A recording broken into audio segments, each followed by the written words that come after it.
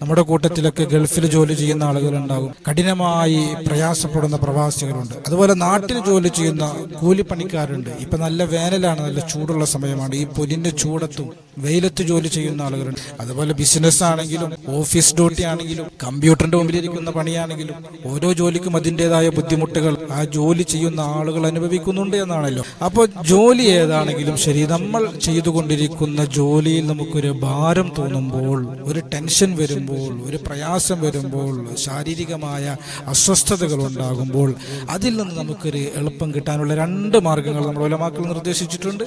ഒന്നാമത്തെ മാർഗം എന്നുള്ളത് മുസവ്വിർ എന്നുള്ള ഇസ്മ മോതിരത്തിൽ എഴുതിയിട്ട് ആ മോതിരം നമ്മൾ ജോലി ചെയ്യുന്ന സമയത്ത് ധരിക്കുക എന്നുള്ളതാണ്. 2ാമത്തെ മാർഗം എന്നുള്ളത് എല്ലാ ദിവസവും 336 തവണ സുബ്ഹിക്ക് ശേഷവും മഗ്രിബിക്ക് ശേഷവും യാ മുസവ്വിർ യാ അല്ലാഹ് എന്ന് ചൊല്ലുക എന്നുള്ളതാണ്.